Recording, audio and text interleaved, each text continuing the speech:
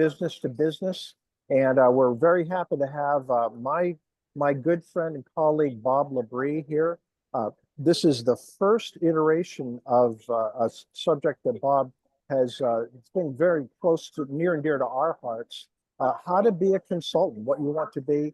And so we adopted a Shakespearean approach, to be or not to be. And Bob is exactly the right guy to talk to about this. We think that you'll get a lot out of that.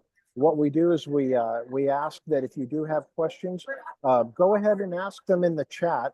I will go ahead and enable you to ask questions as well as we go there. But I'll have to get on there and enable all of you to speak on there. But we welcome your questions. I'll be monitoring those. And I'd like to just hand that right over to Bob. One thing I'd like to remind you too is that we will be sending you a copy of the recording and the slide deck, as well as Bob's contact information. So if you can't stick with it the whole time, you keep in mind that you'll be able to get the whole iteration of this anyway. So Bob, I'm going to go ahead and hand it right over to you. All right, thank you.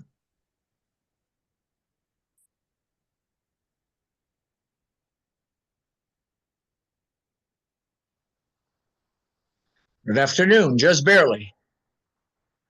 I've been saying good morning in the practice run. So if I happen to say good morning, or I happen to call this a seminar instead of a webinar, just pretend I said webinar. We call this to be and not to be a consultant because John and I got in a conversation. When I first launched the business in April of 2000, I knew nothing about being a consultant or anything else. And long story short, I found this webinar that said, so you want to be a consultant? Well, I didn't know if I wanted to be a consultant because I didn't know what one was.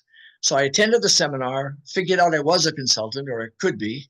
And then the afternoon session is, so you made up your mind, now what? So that was put on by an organization called ACE. It's the Association for Consulting Expertise. They actually helped me launch my business. So it's a really good place for someone who's interested in consulting but doesn't know a whole lot about it. Okay, so this whole seminar is developed for individuals who are trying to decide whether consulting would be a good possible career for them or not. And so it's an overview. It's not going to get deep into any one area. My suggestion is you either call me or you call another coach who does consulting and dig deeper if you're interested. This will give you an overview just to kind of see if this is someplace that you'd like to go. Okay. I own LaBrie Training and Consulting. I actually launched the business in April of 2000 as Maximum Potential.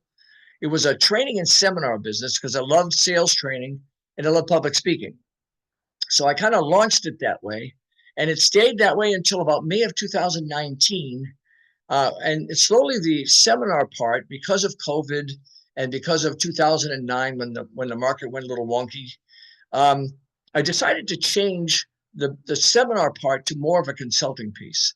So I changed the business model and I changed everything. But I've been actually consulting since April of 2000. Okay. We've designed this whole thing around questions that both John and I have been asked 100 times. So I work with new consultants. I help them get started. And these are the typical questions they come up with. If your question is here, you don't need to write anything in the chat because we're going to answer all these questions as part of this webinar, okay? So for example, what is consulting? Can anyone become a consultant? Do I have the skill sets? And how do I determine that to be a consultant? How is consulting different from coaching, training, or mentoring? How do I get started? What equipment will I need? What are my initial startup expenses and ongoing monthly expenses? Do I need an outside office or can I work out of my home? How do I determine my areas of expertise? How do you make that happen? Do I need insurance of any type? How do I know if people will pay me for my expertise? How do I determine what to charge? How much money can I make as a consultant? Will I learn how to sell? Will I have to learn how to sell and how to market? And what's it like actually running a consulting business? We will answer every one of these questions as part of this webinar. So I'm going to apologize in advance. It's information packed, but I think you need to have that to be able to decide if you want to move forward and make any kind of a decision. about consulting in general. So if your question is not answered here, please go to the chat and, write in what type of consulting you're interested in. Are you currently a consultant or just checking it out? What specific questions would you like answered during this training if they're not on this list right here, okay? Here's our goal. What are you going to get from today's training? I'm going to try and give you as accurate a picture as I can of what it's like to be a consultant, the who, what, when, where, why, and how of becoming a consultant. You're going to learn it. You're going to discover the first steps you need to get started. You're going to discover what it takes to be a successful consultant. Hopefully, we'll give you motivation to want to pursue your decision a little more. And the bottom line, the main goals are for you to obtain enough general information to make an initial educated decision as to whether consulting may be right for you and to decide whether or not you want to investigate it any further. Okay? So here's kind of an overview. And again, like I said, it's pretty information packed. We're going to start with the definition of consulting and how it differs from coaching, mentoring, and training. Throughout the whole webinar, I'm going to try and answer the question, is consulting right for you? We're going to review reasons for wanting to launch a consulting business that I've heard from others and what my reasons were. How do you determine your areas of expertise? Getting started, some of the things you'd have to do to actually set up your practice.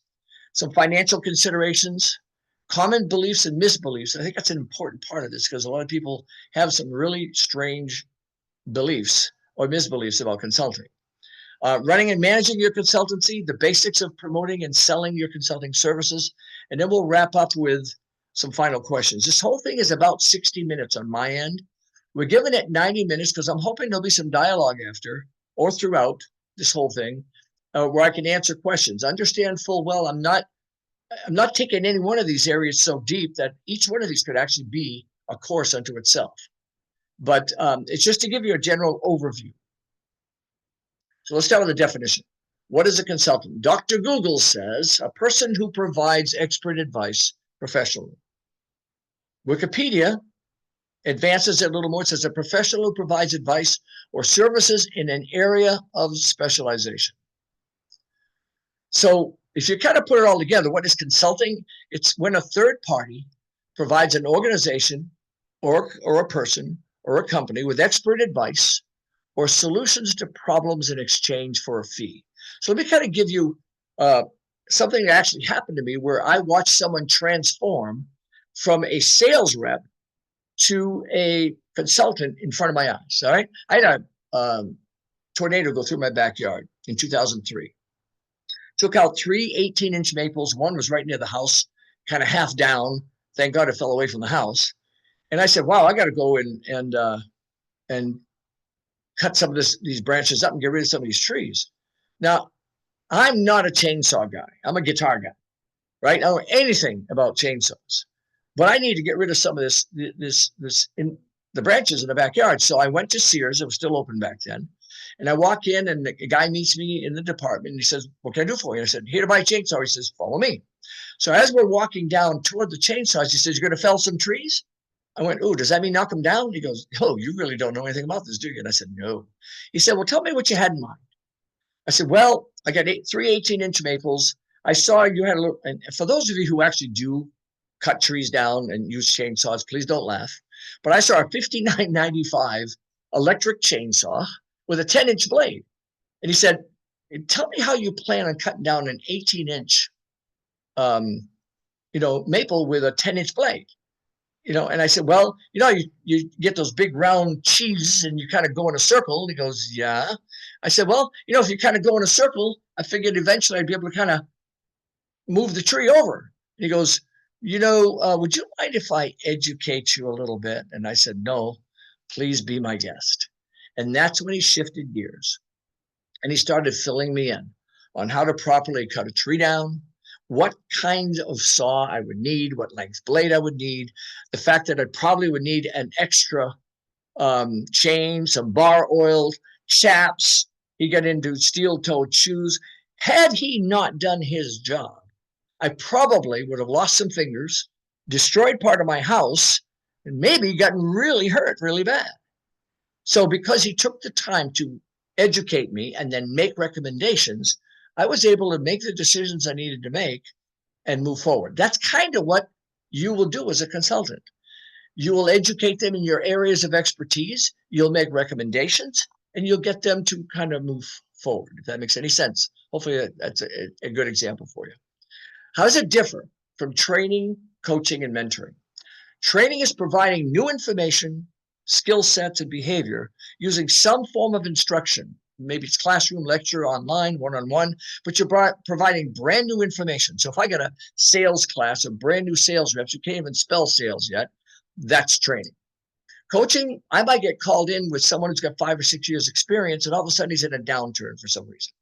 So my job is then to go in and find out what's going on using his present knowledge and guide him through the use of questions and getting buy-in from him, what kinds of things he would have to do to enhance his performance or knowledge.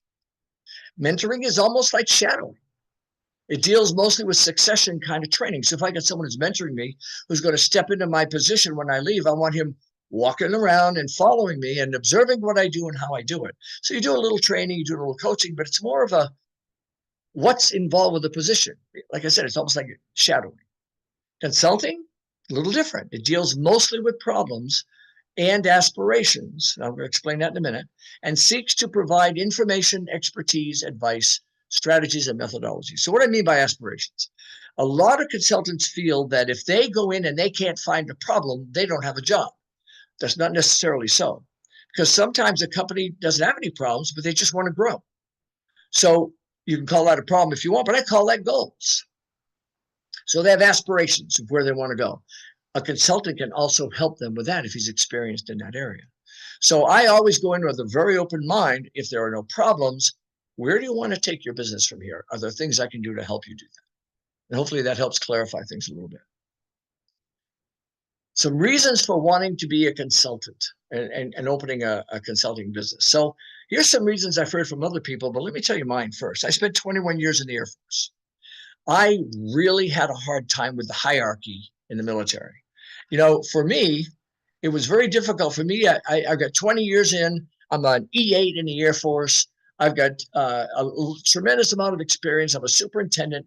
And this guy comes in who's a college graduate. And in 90 days, he outranks me. And he can't even spell what I'm doing. That bothered me a lot. So I vowed when I got out, I never wanted to work for another man again as long as I lived. My goal was to become my own boss, to make my own choices, and I run the show. That was my thing. So are you tired of working for someone else? Do you love the idea of being self-employed, being your own boss? I wanted it so bad. I wanted to be self-employed so bad. I looked into Amway. I sold cookies that swelled up in people's stomach to make them feel full. You know, I looked into Melaleuca. I ended up with Primerica. I actually opened a financial services business through them, and I treated it more like a brokerage. So I grew it to 45 agents. I had 4 offices, and I did that for about 10 years. So I was still self-employed, but I still had management and CE requirements and all kinds of things that I was really getting tired of. And I wanted a little more freedom, a little more independence. So I looked into becoming a solopreneur, and I found homes for all my agents, and I opened my consultancy. There's a prestige that kind of goes with being a consultant because companies are calling you in. Maybe they've been in business 50 years, but they need your help in your level, in your area of expertise. And it's kind of nice to be able to do that for a company. Maybe you're tired of being laid off or hearing threats about being laid off. Maybe you need additional income. I happen to know that one of the people who's on this call treats consulting as a part-time job while they're trying to transition out and go full-time. It's a great part-time job. Why go work for someone else when you have the expertise to do what you can do part-time? So it's also a really good part-time job. And it's a good way to also earn some additional income and build your capital before you open your business full-time. You're not paid what you think you're worth by your company. That may be another reason. Maybe you have a higher calling. Maybe you feel you could do a better job when you're out on your own. Maybe you've been promoted out of a job you really enjoy. That happens in sales a lot, where a sales rep is really good at what he does. And because he's really good, they think he's going to make a good manager. I don't think I've ever seen a really good sales rep become a good manager because they're different talents, right? Usually a sales rep loves what he does and he's really good at what he does and they want to stay there. So maybe you got promoted out of a job you really enjoy doing, and you want to go back and open a consultancy in something you'd really like to do on your own. You like problem solving. You like helping people. You like our companies resolve issues. You want more work-life balance. Now, it sounds strange that you work for yourself. You're going to put in a lot of hours. There'll be late nights sometimes and early mornings. But you know what? I also take any day off I want. If I've had a rough 3 days, I might take Thursday, Friday off, and Saturday, Sunday. I like having those choices. So that was one of the rationales for me. Okay. So here's some questions you might want to ask yourself if you're even considering this at all. Are you an introvert or an extrovert? Not that you cannot be a consultant as an introvert, but it can be a little harder because there's a lot of reaching out. I mean, I go to networking events and, hi, how you doing? My name's Bob. What do you do? Are there areas you need help in? And you have to kind of be open to be able to talk to people like that. An introvert can do that, but maybe they'll go into more of an IT kind of a business because that seems to kind of draw that sort of a person. I've known a lot of introverts and made very successful real estate consultants. I mean, so again, extroverts have it, I think, a little bit easier. Do you like calling the shots and not having to answer to a boss? That was a big one for me. What excites you most about working for other people? Is it helping others succeed, or you succeeding and getting rewarded for your success? So let me give you an example. In sales, there's a lot of awards. There's top salesman of the year, top salesman of the quarter. You get all kinds of plaques and awards and sometimes bonuses. If that is your thing, then you might want to stay where you are. If helping people is your thing and your reward is watching them succeed, that's the kind of person that would be a good consultant. If I want to reward myself, I'll buy me a new guitar or something, right? But those are some intricacies that maybe you want to think about. How do you feel about working long hours? Because boy, there are times I've had to travel. I've had to get up at dark 30. I've had to stay overnight, a week at a time, sometime away from the family, just because I traveled before COVID hit, and then now I do a lot of stuff online. Are you a go-to kind of a person? Are you the kind of person in your job that people go to and to ask questions or maybe to counsel with? That kind of a person does well as a consultant. Do you have a burning desire to run your own business? I keep bringing that up because that was my thing. I just wanted that real bad. Are you good with technology? Do you have some basic computer skills? Because you're going to need some of that as a consultant because you kind of do the whole business. You don't have your own staff unless you decide to hire them. As a solopreneur, I'm operations, I'm marketing, I'm sales, I track everything. I'm my own accountant. I do my own taxes, et cetera, et cetera, et cetera. Right? So you kind of do a little bit of everything. Do you have a fundamental knowledge of sales, marketing, and running a business? If there's a weakness that I help most consultants with, it's here. They do not have a sales and marketing background. And if you're running your own business, you will spend 60, 70% of your time when you're ramping it up marketing, prospecting, connecting until you start lining up some business and getting referrals. Do you have financial backing while you develop your own practice? I would suggest you have at least 4 to 6 months worth of income. So if you and your spouse or partner separate income and he or she takes care of something and you take care of the rest, you have to make sure you can live up to your end of the bargain.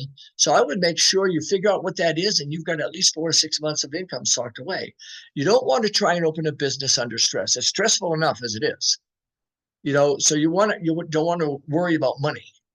And by the way, it always kind of once you launch a business, build that back up again. So you always have 4 to 6 months worth of income backing you in case you have a slow month, because there will be slow months. Another question, how supportive is your family? Emotionally, financially. If you have to spend a night or two away because you're going to go visit a company, if you have to work late nights. Now, they'll like it when you have your days off and you can spend the time with them, but they really have to kind of support you during the busy times. Do you enjoy continually studying and growing? I think this is a big one. Tony Robbins has a thing called CANI. It's CANI, constant and never-ending improvement. That hit me. I read 2 to 4 books a month, and I've done that for the last 20 years. I have 1,720 books in my library. I learned how to run my business by being self-taught. I don't recommend that, by the way. It takes a long time. It took me 6 months to get my first paycheck. If I'd had a coach, someone to help guide me through it, I'd made money a lot sooner. So you kind of have to enjoy studying. If you don't know anything, I didn't know anything about opening a business. I did know how to sell and how to teach because I did that when I was in the Air Force. Are you known as a problem solver at work? Do people come to you, hey, well, how would you handle this? That kind of a person does well because that's kind of what you do as a consultant. Are you organized and have basic time management skills? Because again, you do it all. You are operations, you are sales, you are marketing, you are everything, okay?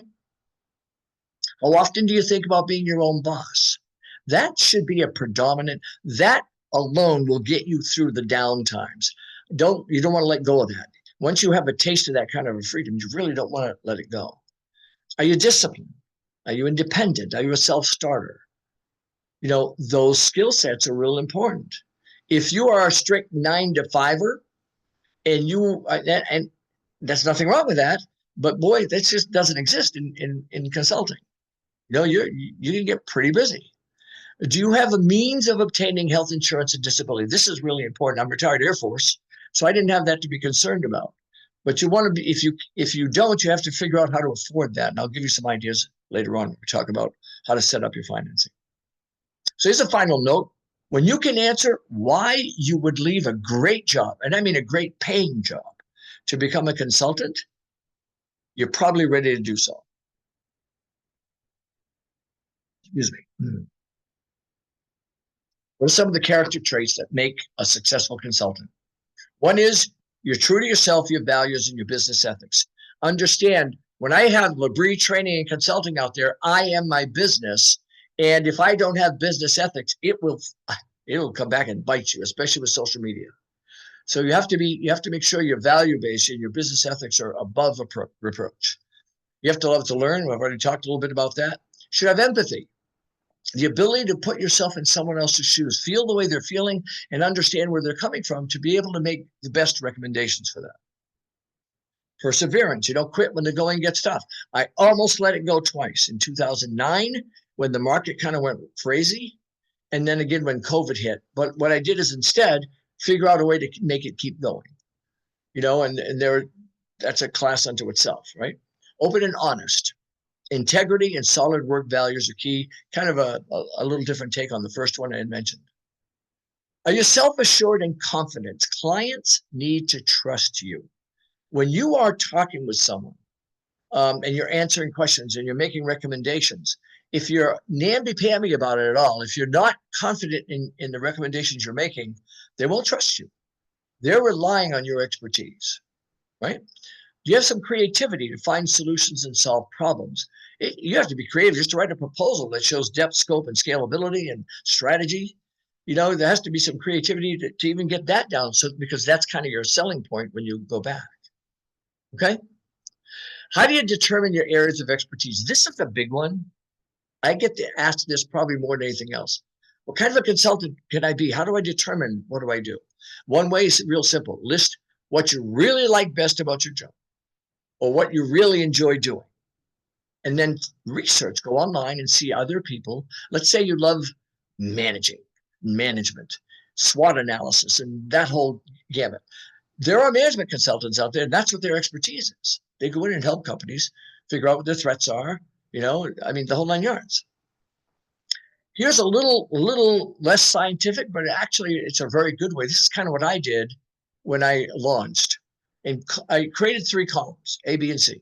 In column A, list the tasks and skills that you have, that you currently have right now, that you could help a company with immediately, with virtually no additional training at all. Someone walked up to you today and said, can you do this for me? And it was in your area of expertise. You said, yes, I can.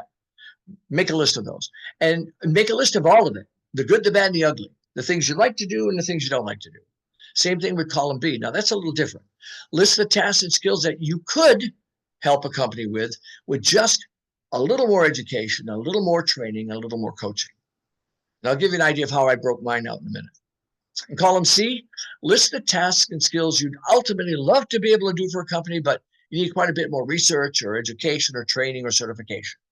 So when I launched my business, I knew I could teach sales and I knew I could speak publicly.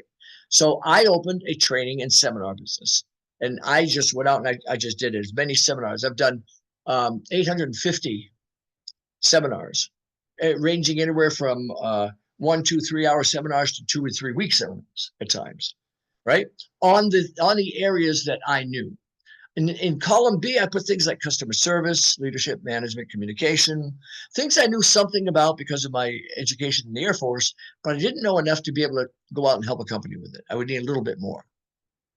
And in column C, I had one big one. I had neuro-linguistic programming, Tony Robbins stuff. I really wanted to get certified in that because I had a fascination with it. So I launched my business as a sales training and public speaking, keynotes and that sort of thing. And I added in the other skills as I studied more of them, and I got knowledgeable enough to be able to teach it. And I also took a course and got certified in neuro-linguistic programming and eventually added that in as well. Okay. So now you make your list. Then what you do is you study, prioritize, and purge your 3 lists. Begin by studying and removing all the skills in each column you absolutely hate doing. Don't open your business with things you hate doing. It's not a good idea. Prioritize the skills you love doing and do that in each of the 3 columns. Here's what will happen. You could possibly launch your consultancy using one, some, or all the skills listed in column A. You would slowly add the skills in column B, which is kind of what I did, and gradually evolve into the skills of column C. It's a really interesting way to put this all together. Once you've got your top 5 list, for example, then do your homework. Or first of all, figure out what kind of a consultant you want to be, then go do your homework. So for example, let's say most of those skills that you left on your list are business oriented. Then maybe you want to be a business consultant and you would research that. Let's say you're a 6 Sigma kind of a person and you're really organized, you like organizing companies. An organizational consultant may be your thing. Sales, I love sales, so that was definitely something I wanted to do. Management, change management. Maybe you're the kind of person that wants to help a company change the way they do business entirely. Financial consultant, maybe you're into financial services. I could have done that as well. IT consultant. Marketing, environmental, health and fitness. I know a couple of career consultants, they're career coaches, but they're also consultants. And what they specialize in is helping people transition from one career to another. And then some of them actually help them find a job too. You could have a legal consultant. You could be a lawyer and become a legal consultant. You could become a design consultant, maybe office design, maybe clothes. An HR consultant, operations, safety.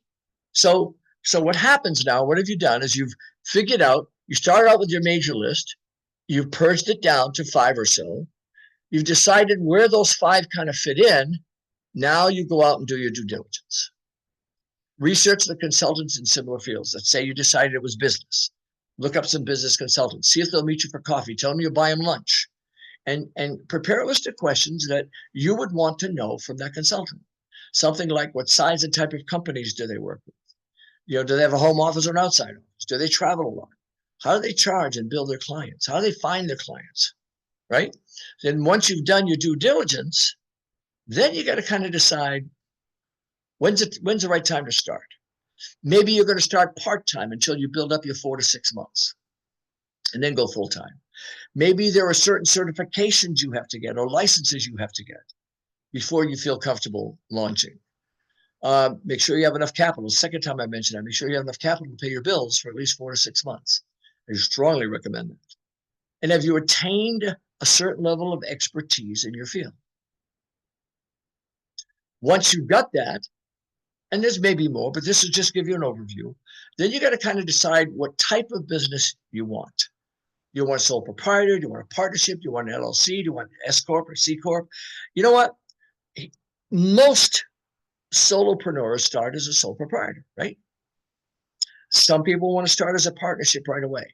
I've watched partnerships dissolve because one person maybe does a whole lot of work, and then the other person maybe wish they did a little bit more, could get more involved, but they're not sales oriented, for example. They're more management oriented. And as long as both partners are happy with that, that's fine.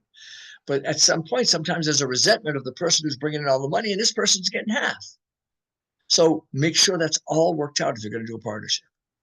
LLCs, you know, it's interesting. If you have an outside office and you've got some capital and you've built up, the LLC is probably a good idea. If you're home and you're operating on a shoestring initially, and you think an LLC is going to protect you, I've talked with a couple of lawyers, and I've had a couple say, you know, if all you got your home, it's not going to protect you that much.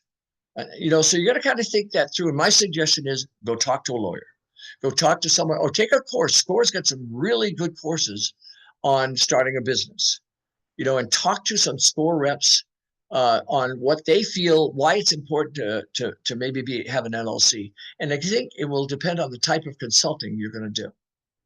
Sole proprietor, I don't even have an EIC. I use my social security number. I've done that for 25 years. No issues. So what type of business do you want? Then what? You start talking about location. Do you want a home-based business or do you want an outside office-based business? Here's some things to think about. Matter of fact, that picture you see is my home office. I love having my home office. I love walking from my kitchen with a cup of coffee into my home office.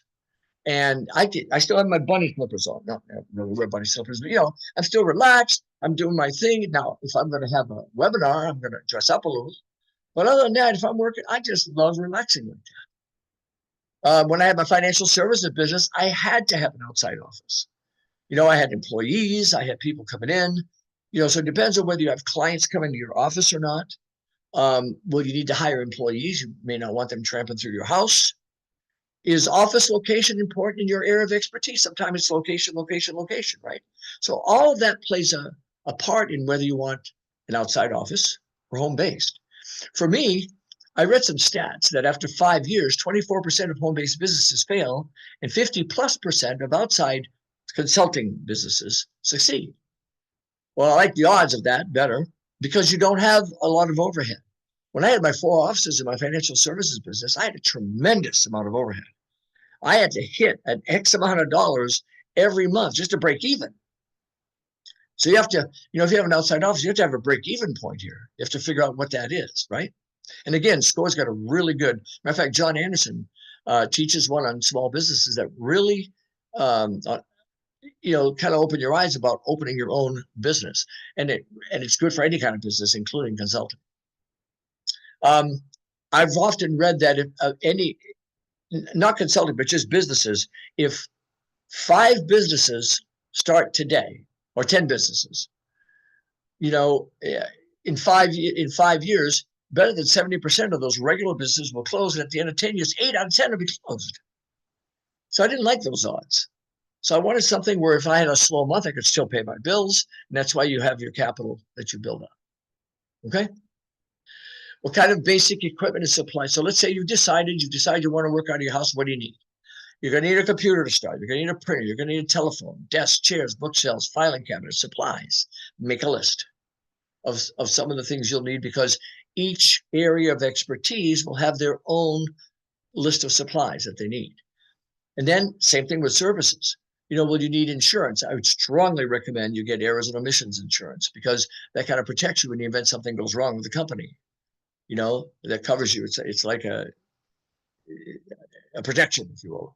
Liability, if you have an outside office, if your renter or your mortgager or whoever doesn't have liability, you have to have your own liability because they'll be coming onto your property. Disability, auto insurance. I would strongly recommend a CRM program. So if you don't know what that is, it's customer relationship management, and it's something that manages all your leads that come in. There's one I use. It's real simple to use and very inexpensive. It's called LACRM. It stands for Less Annoying CRM. If you've ever worked with Salesforce or any of those, they can be annoying. This thing is wonderful. It actually replaced my to-do list. It replaced my calendars. It actually coordinates with my calendars. It tracks all my leads. I was able to customize my own pipeline. It's $15 a month. You can have 30-day free trial. You can't go wrong. For a sole proprietor, it's perfect. So check it out, LACRM. Support services. You don't have to have a lawyer on retainer, but I would make sure you have access to a lawyer in case you need it. You may want to, if you don't like doing your own accounting, you may want to get an accountant, a banker for sure, because you're going to have a business account, bookkeeping, etc. In your area of expertise, will you need to outsource any of your work? So I do a lot of seminars, right? So I actually create manuals for these seminars. So I use copy services outside. I mean, I got printers all over the place here, but not if I'm going to print a large amount of material. I actually have contracted with someone in Westbrook that I use because I live in Gorham and my business is in Gorham. Okay. What are the ongoing expenses that you will need? If you've got an outside office, of course, you're going to have office rent. If you have employees, you're going to have salary and compensation and taxes and benefits and everything else you need. Get an HR consultant to help you, by the way. You're going to have utilities, professional services, computer equipment, printer, ink, business cards, ongoing again, right? Advertising. You're going to have a website and keep it up to date. Internet, furniture, office supplies, postage, insurance of all kinds. All these are ongoing expenses that you kind of have to think about when you're pricing your business out. So I'm going to actually show you how to incorporate a lot of this in a moment, right? A lot of times I say, well, how do you get paid? How do you set your fees? There's a number of ways to do this. There's hourly, there's daily, there's monthly, there's blended, there's split pricing, hybrid pricing, fixed pricing. Let me give you mine, and then I'll kind of define these for you. I use a combination of hourly, monthly, and fixed pricing. And when you combine more than one of these, it's called hybrid pricing.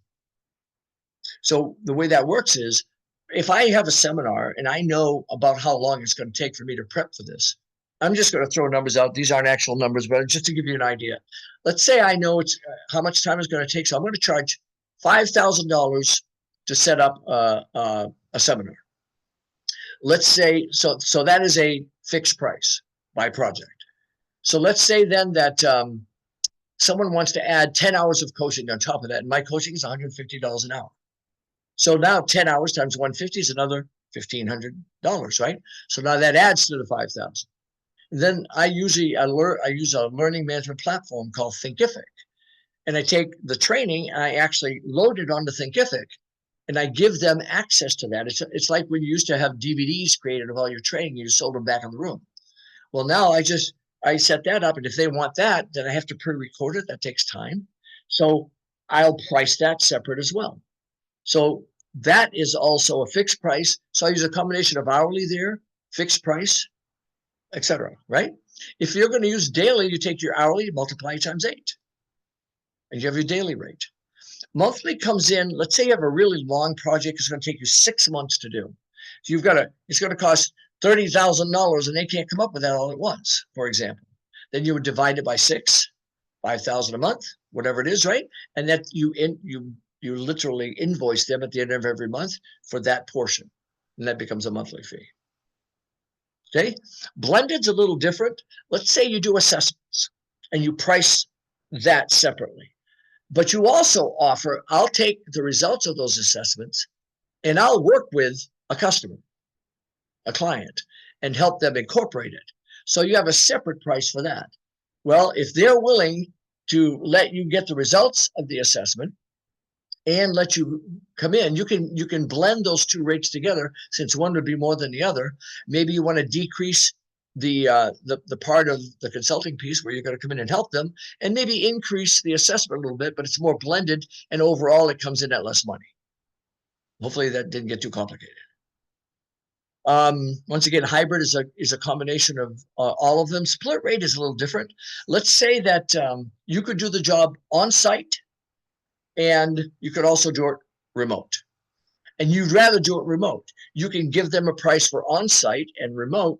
And of course, on site is going to be a lot more expensive because you got travel. You may have to stay in motels, right?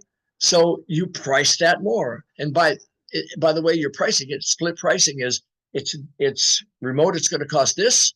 On site, it's going to cost this. You may actually persuade them to go remote when they see the difference in the pricing. So that's your split rate. Retainer, I'm not a big fan of retainer. Some people like it. For example, a lawyer, you may put a lawyer on retainer for 10 hours a month. That means whether you use him or not, you pay for that 10 hours every month. I'm of the kind of person that if I'm not going to use, if they're not going to use me for 5 of that 10 hours, I'm not going to charge them for that. So I kind of do it differently. It's almost like a reverse retainer. What I do is I say, look, if you're interested and you want coaching in a particular area, let's say you come in with 5 hours of coaching, then I will invoice you for 5 hours of coaching at the end of the month. So it just keeps it going forward, and they're not paying me for things I don't do. So again, it really does depend on what kind of consulting you'll do.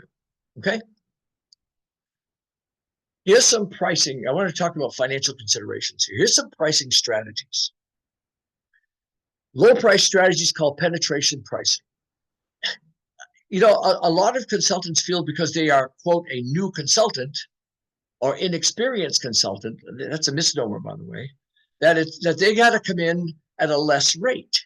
That's usually not a very good idea. Number one, it's very hard to raise your low prices. It's a lot harder to raise your low prices than it is to lower your high prices. And you're going to have to work a lot harder to make the money you need to make. Let me give you an example. Back when I launched the business in 2000, I created a full day sales training, right? And I subbed under another guy. And we went to a company in Massachusetts called Leascom, and we did their sales training. Well, I got paid $1,000 a day for an 8-hour day, which I thought I'm going to heaven. I do a seminar on Thursday. I do a seminar on Friday. I made $2,000 a week times 4. That's $8,000. If you multiply that times 12, that's $100,000 a year. It's not bad for 2,000 just launching, right? So then I came home, and a friend of mine who also does the same thing, he says, yeah, I have a 2-hour seminar that I've got to do, but I don't do 8 hours too often. He goes, okay. So what do you charge for 2 hours? He says, $2,000. I said, wait a minute. You charge $2,000 for 2 hours, and I charge $1,000 for all day? What's wrong with this picture, right? So it wasn't a week after that, I got a phone call from a company that said, we need someone to do sales training up in Vermont at the Radisson. We're going to have a conference, 4 hours, half a day. What would you charge? I said, well, it's going to be including expenses because I'll have to stay. And he said, yep, $4,000. He said, done. When would you like to schedule? When I hung up, my jaw hit the ground. I couldn't believe it. I went from $1,000 for an 8-hour seminar to $4,000 for a half day. Why? Because I asked. And because I didn't have enough confidence nor knowledge, because I didn't consult anyone to help me out. I tried to work it out on my own. So when it says you have to work harder to make the same money, let's face it. If you're going to get $5,000 or $6,000 or $8,000 for a full day, that's a lot better than $1,000, right? So another thing is if you low price yourself, your image gets hurt. Low pricing can sometimes cause customers to think you're less qualified. I worked with a graphic artist once, and she came up and she says, I'm not getting any people to hire me. So I said, well, what do you charge? And she goes, $35 an hour. I said, well, that sounds pretty low. What does a graphic artist charge? She goes, typically 65. I said, well, I wouldn't hire you either. By what you're charging, you're telling me you're only half as good. She started charging 65. I said, charge a little more and come down. She started charging 70, 75. She started getting business again. She couldn't believe it. That's all we changed, right? A high price strategy, if you have 20, 25 years experience, there's nothing wrong with coming in at the price you're worth. If you don't have a lot of experience and you're trying to open a consultancy, it can be a little risky because you're telling the world that you are worth that money. Your image should be that of a high quality consultant. So once again, many new consultants feel they should charge less because they're new, inexperienced consultants. When in reality, they're not inexperienced consultants. I take it back. They're inexperienced consultants, but they're not inexperienced in their specialty, like HR or sales or whatever it is, management. Okay? So some people come in using what's called a client adjustment strategy. Here's what that is. Some consultants charge different amounts to different clients. So if you're in the same career field, and when people talk in those career fields, right? And this guy you've charged less than this guy, and they talk, this guy's going to be upset with you, and you'll probably never get him back because he knows you charged him less. Now, let's say you work with smaller companies, and it's a totally different career field. Well, that's different. Smaller companies can't afford as much as larger, so you have to make that determination. Is this something I'd want to do? If you work with government at all, you're going to be restricted to what they have anyways. They can only, sometimes they have restrictions in the amounts they can pay. So you're going to have to make the determination if you're willing to pay or to get paid that amount. Okay? Your billing, another financial consideration is your billing. Methods of billing usually are based on the way you actually charged. So for example, if you charge daily, then you may bill daily.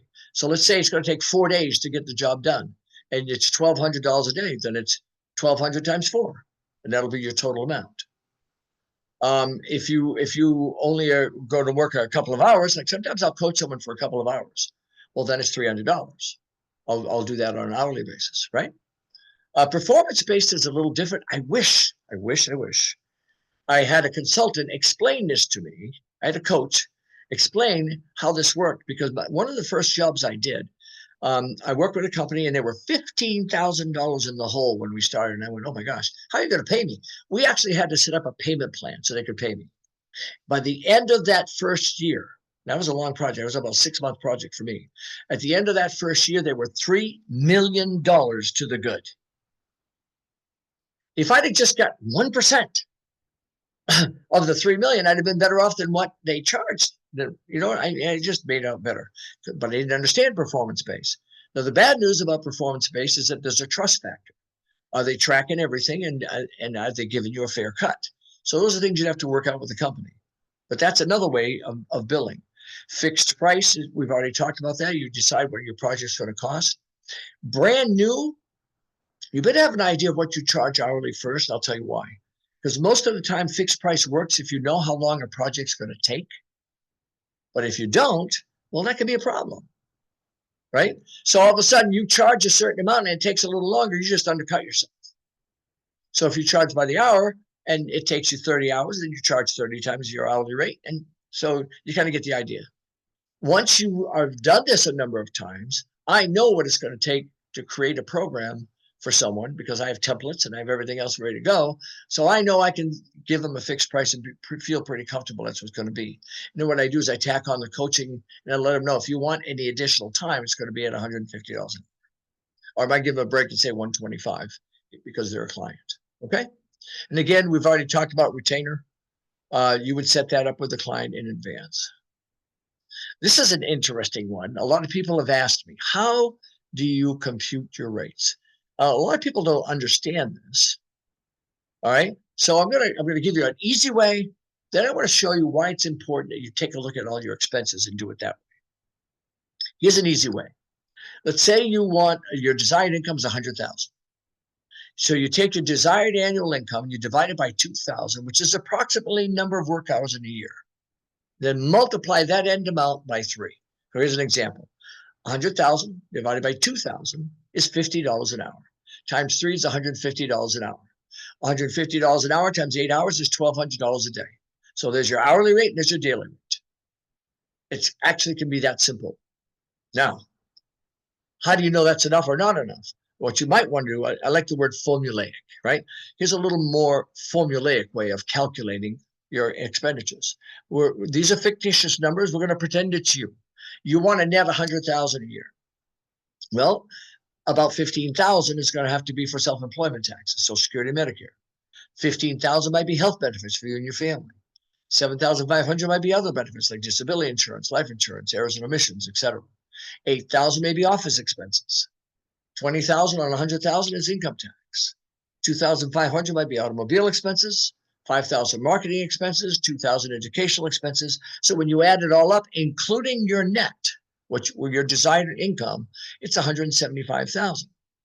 So you need 175,000 coming in to net 100,000. Well, how do you do that? So the next part is you decide how many actual billable work days you have.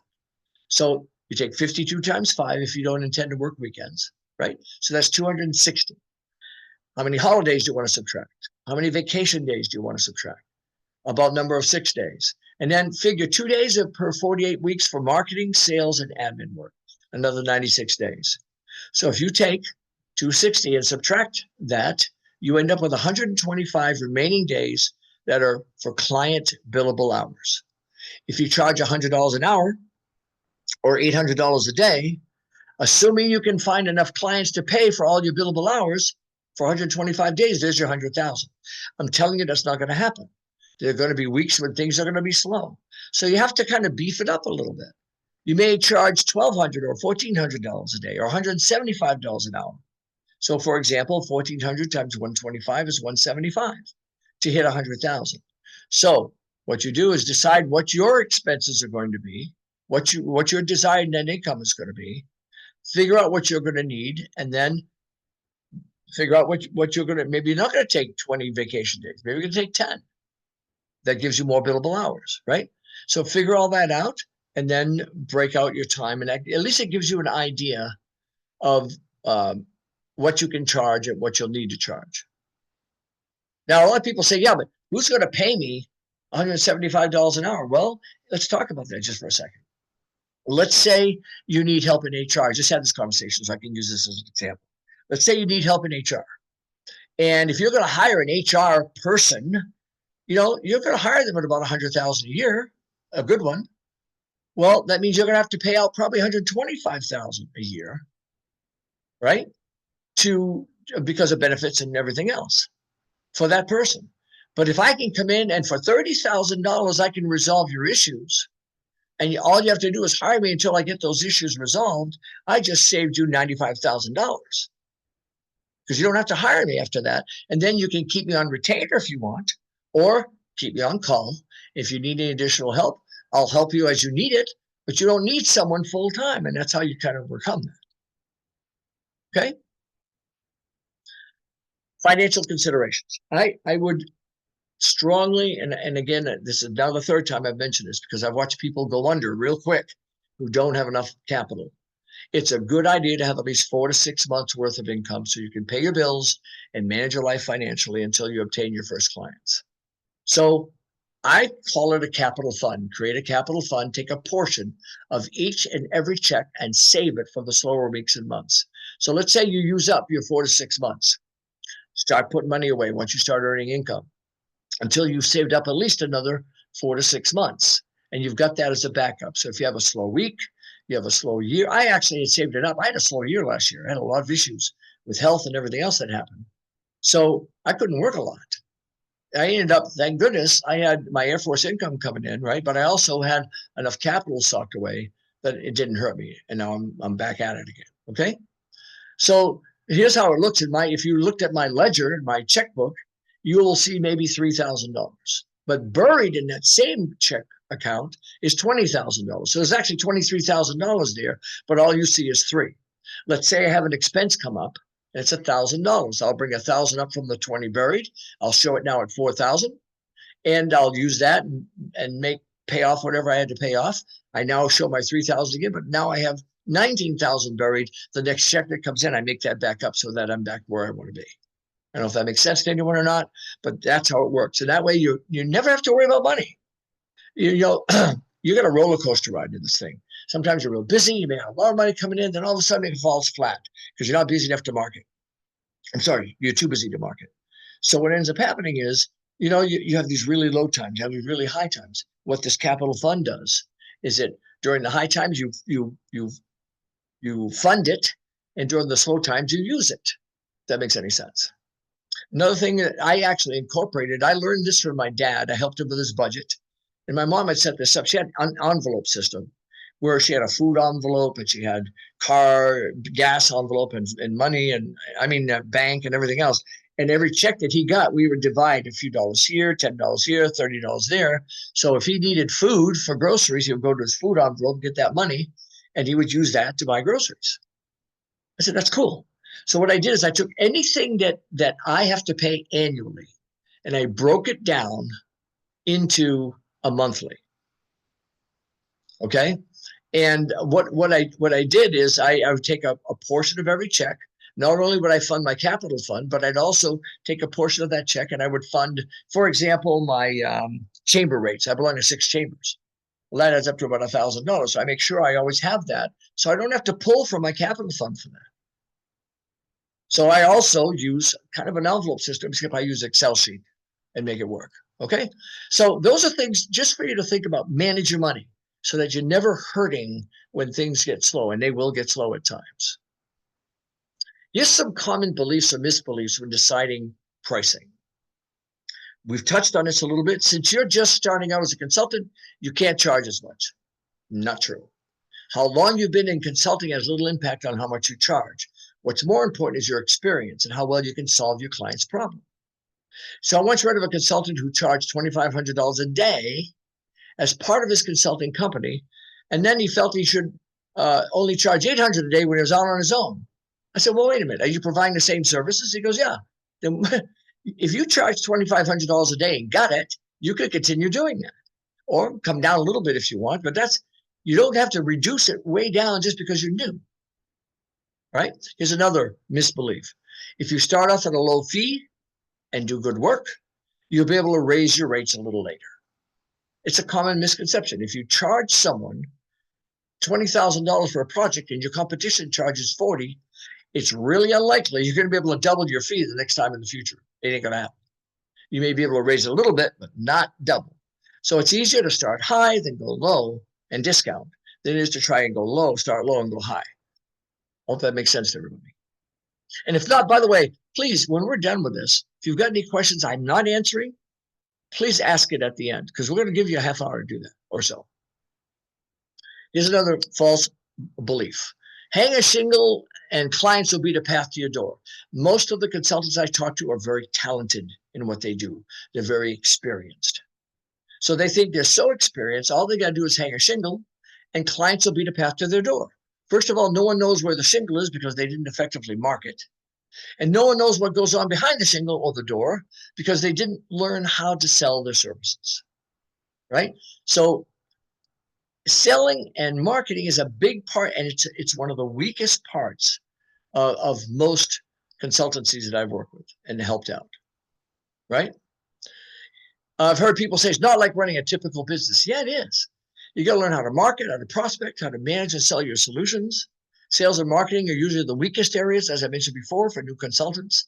So someone's got to sell something to someone before someone gets paid, right? So let's talk about running and managing your consulting business just a little bit, not deep, just a little. Every consultant relies on contracts or agreements to do their business. So those contracts will include how long a project will take, what work, what work and to what degree the work will be accomplished. In other words, depth, scope, and strategy and scalability. How much, when, and how your clients will pay you. That's all should be part of your contract. So negotiating contracts and agreements is a vital skill for all consultants. I learned that one the hard way. Again, this is where it helps to have a coach or someone to help you through it. You should learn the basics of consultative selling to be successful. And I'm going to touch on what that is in a moment. Obtain and use a CRM program to track your clients, manage your calendar, and task listings. Okay? Here's some of the things you have to document and track as a solopreneur. So this kind of shows you it is a regular business. You're going to be responsible for tracking your own time and the hours that you actually work on each job, because if you're charging by the hour, you're going to be able to show that. Excuse me. You're going to need to track the fees you receive and don't receive, because you're going to be your own collections. Accounts receivable, right?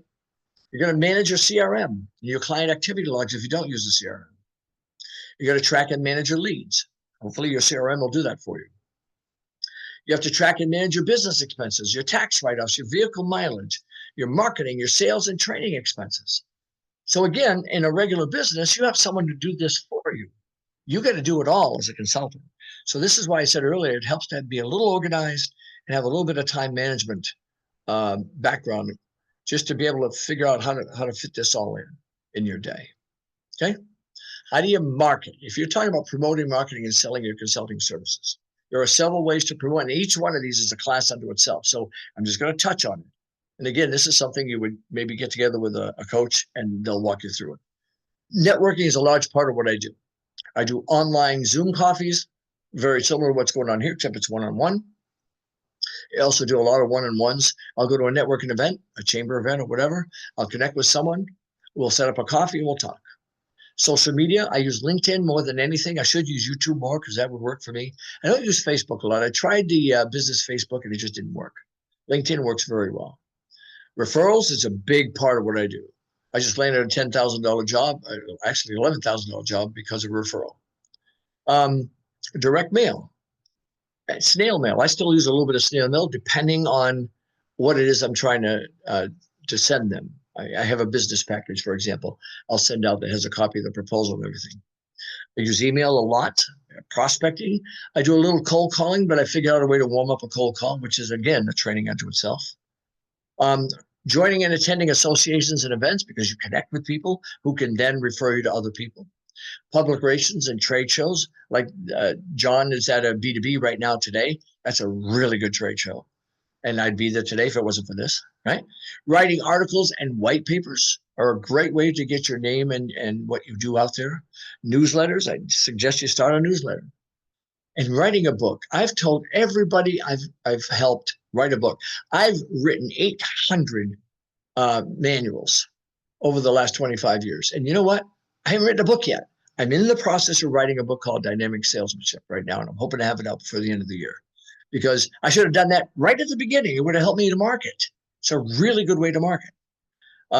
Your website is also another good way to market. And, you can send people to your website, right? Blogs. So this is just some of the ways to get your name out if you are a consultant, because I've been asked a lot. How do you let people know what you do? This is how you do it. Okay. So I'm going to wrap this up by just giving you an example of what a consultative interview would look like. I'm going to try and again, this is a real big training. This could be an all-day training, but I'm just going to kind of give you an idea of what it's like when you're working with someone and what it would sound like and look like.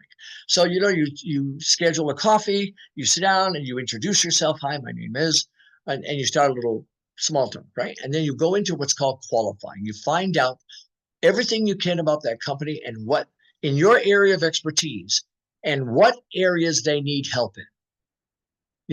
I would do sales. If you're management, you would say, what are the things that keep you awake at night in your management? Do you need things like a SWOT analysis, for example? And you just keep qualifying till you can help them in some way. Then you schedule a second interview before you leave the first interview. Tell them you're going to go back, put some recommendations together, and you're going to bring it back and show them. So you go back, you write a proposal, and then you carry back. That's the second visit, is to carry back your proposal and recommendations, and you show them how everything you talked about in qualifying, now you're making recommendations and you're going to show them how that all works. You answer any questions they may have, right? Overcome any objections they may have as far as doing business with you, and then ask for their business. Then you actually set it up. You would do what you say you're going to do, and you set up a follow-up after that and stay in touch with them. Okay? And I usually say, on my customers, I have best, better, average, and the rest. I stay in touch with my best and better customers probably monthly. My average and the rest depends, quarterly, sometimes semi-annual, depends on the connection I have. Okay? So I use a thing called integrated sales process.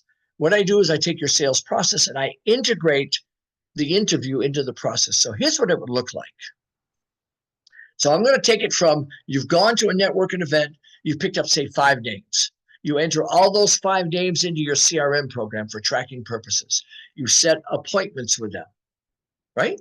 Then you meet with them on the appointment, and now you do your presentation that we just did on this page. You start your introduction. You qualify. You find out exactly what it is in the area of expertise you have where you can help them the most. Then you set a second interview. You come back, you write a proposal, and you carry back your proposal and present your recommendations.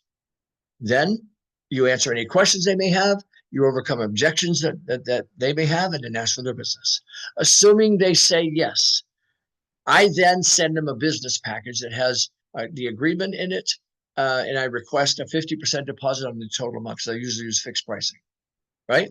So I would I would request, I would have them sign a contract, collect a deposit, schedule and launch their program in whatever way I said I was going to do. Upon completion of the program, I would collect the final amount due, and then I provide service after the sale and establish a follow-up schedule.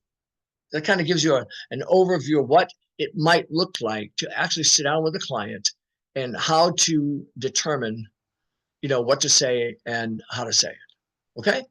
So let me kind of real quick go over everything we've talked about, and then we'll open up for questions. We start out with a definition of consulting and how it differs from training, coaching, and mentoring. So if you've got any questions on that, please bring it up, put it in the chat or bring it up in our discussion. Try to answer the question, is consulting right for you? Hopefully you have a better idea of what it's like now to be a consultant and what it would take to actually get started. And again, not a lot of detail, but just an overview. We talked about some reasons for wanting to launch a consulting business. I don't know if anyone can relate to any of these, but maybe you're tired of working for someone else. You wanted more freedom or independence, which is mine was. You're not paid what you're worth. You want a little more work-life balance, a little more choice in how your life goes. How do you determine your skill sets? We talked a little bit about using 3 columns, and column A would be all the things you could do right away, right now to help a customer. Column B would be things you could do with a little more education, a little more experience. And column C is ultimately downstream, something you'd like to be able to do, right? Then you come back and you prioritize, you break it down maybe to your top 5. And then from there, right? And then from there,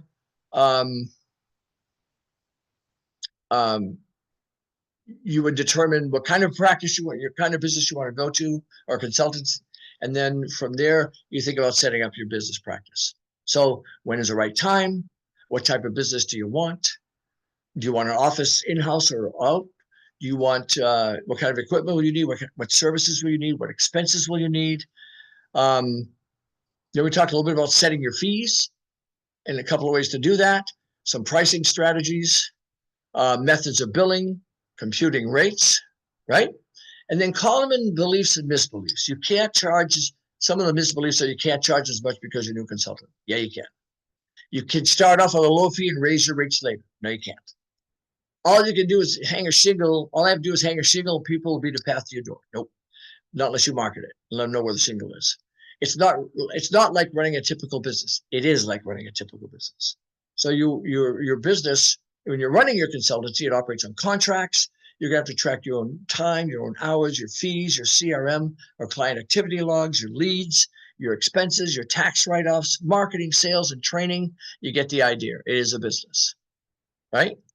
And then we finished off with just touching on a couple of ways to get the word out, how to basically do a consulting interview, and what would an integrated consultative sales process look like, okay? So the only thing I would tell you on this is I can't call you, all right? If you're interested in finding out more information, my suggestion, whether you call me or someone else, set up a discovery meeting with someone and just find out if it's something that you want to pursue any further beyond what we did here today. Hopefully I've answered all your questions. John, I'm going to give it to you.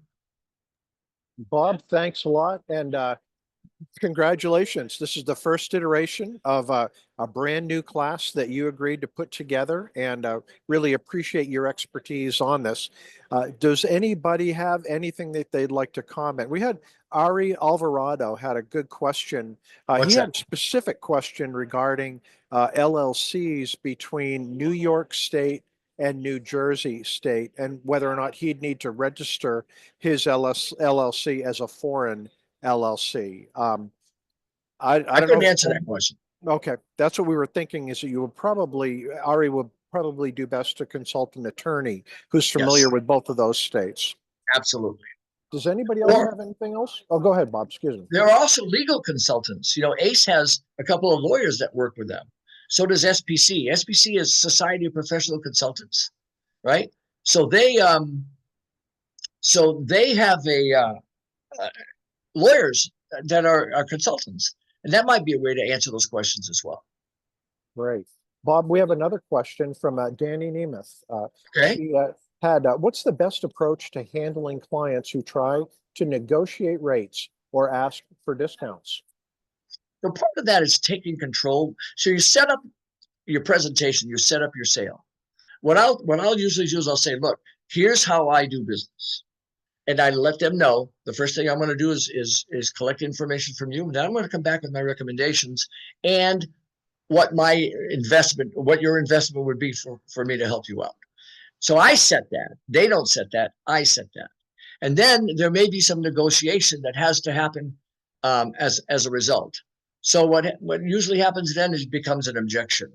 And typically what I'll do is I'll say, what would you like me to take out of my recommendation? They'll go, what do you mean? I said, this is what you wanted. This is how I can give it to you. And this is what it would cost. If you want to take away some of this, I can reduce the cost because you reduce some of this. Do you want me to remove, for example, the coaching? No. I've had this happen to me before.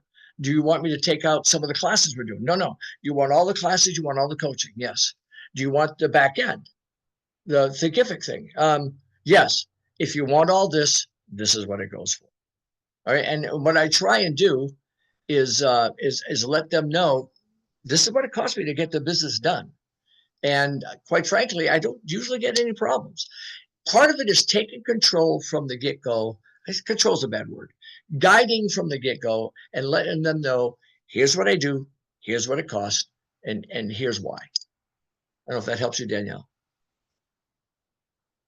Okay, does anybody else have anything? Bob, we've got a lot of people who are expressing thanks for the presentation, how informative it was. A couple of people who have had to leave a little bit early, but it's something I'd like to reiterate to all of our people here is that we'll be sending you a video copy of the presentation, the slide deck, along with Bob's contact information on that. So if you just give us a couple of business days and we'll get that right to you as well.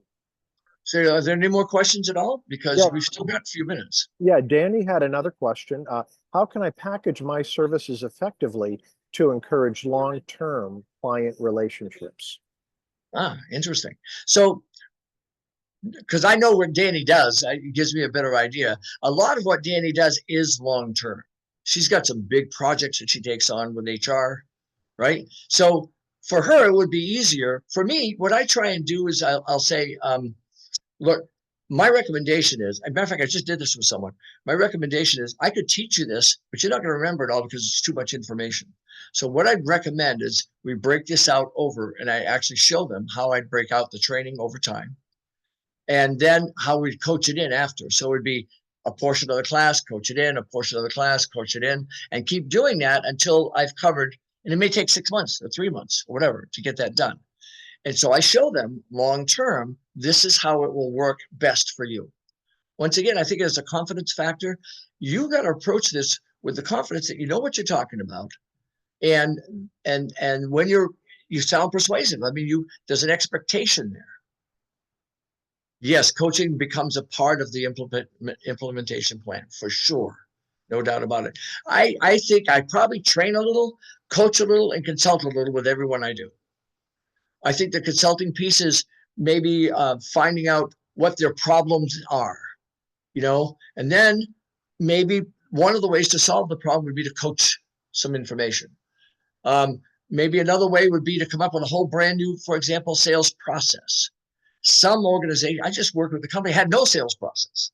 I said, so before we do any training, you can't even run your business right. You don't even know how to get your business out there and working.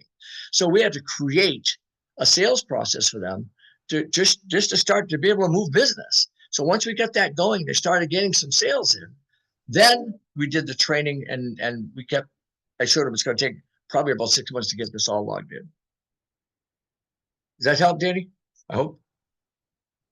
And that person who did the coaching, very observant. You will definitely do a lot of training, a lot of coaching. The consulting piece for me is finding out what the problem is. Where does the problem lie? So the consulting pieces are they one company I went to work with, they would send out proposals and never call. And I'd say, well, how do you know if they want to do business? And they said, well, we wait for them to call us. I said, all right, so let me get this right. If they don't call you back, you don't do business. He goes, yep, we figure they're not interested. I said, have you ever lost anything in your junk file? Yeah. What if your proposal went to the junk file, but it is something that they really wanted to do, but they never got your proposal? Call them and say, we sent you a proposal. Did you get the proposal? Yes. You have any questions about it? No. Now, if you don't want to, at that point, ask for the sale, say, please give me a call when you're ready. I wouldn't recommend that. I would ask for the sale, but please give me a call when you're ready, and then hang up. They did just that. That's all they did, and popped their sales 25%. They called me back and said, we need to talk. Now I did their full sales training. Okay. So It was a simple little fix. That's all it was. And for some reason, they had this weird thing about calling people. I understand that. Well, we got them over it. And Bob, I'm thinking that might be another option to, once you do call them and start a conversation, then you can start getting a little bit more, maybe some better idea of what they actually do need, and that you may not be hitting, you may be close to the bullseye, and that would get you closer to maybe even in the bullseye as well. As a matter of fact, most objections are just that, John. It's you haven't quite hit it right. And well, so they need just a little more information before they can make up their mind. That happens a lot. You know, sometimes you don't hit it right on the first qualifying, and you have to go back in and do a second visit. I've had times I even do a third visit before we got it right, just because I don't know the industry as well as I wish I, you know what I mean? And that comes with time.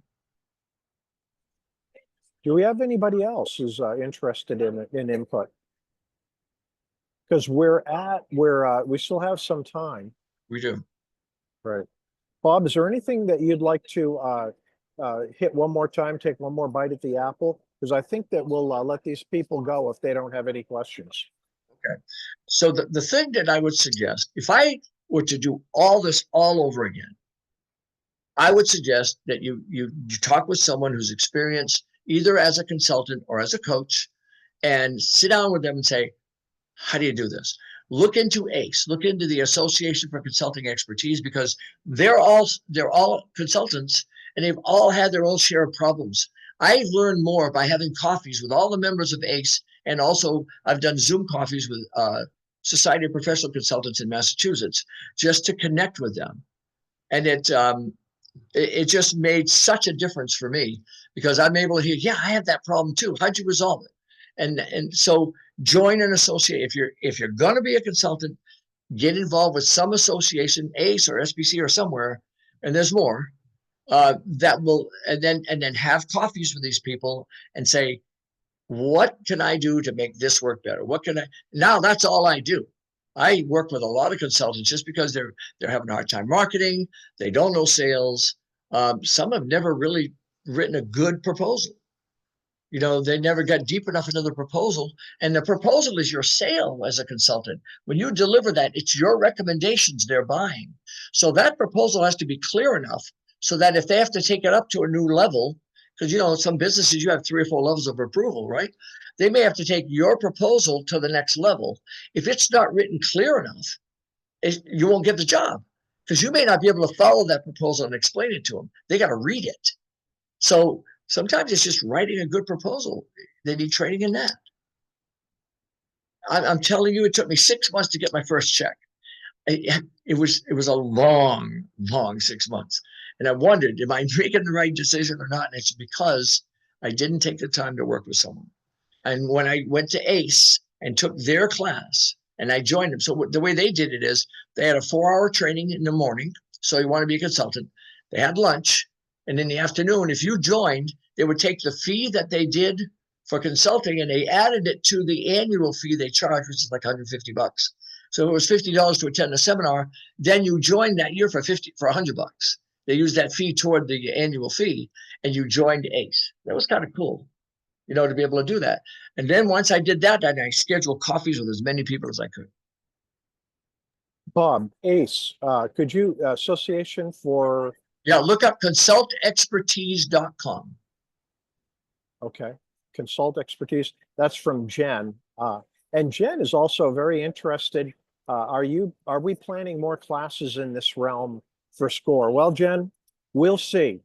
We'll see. But this is our very first one. Bob has so graciously consented to actually put this together. We've been talking a long time about it, but Bob put it together out of his expertise. This is the very first iteration.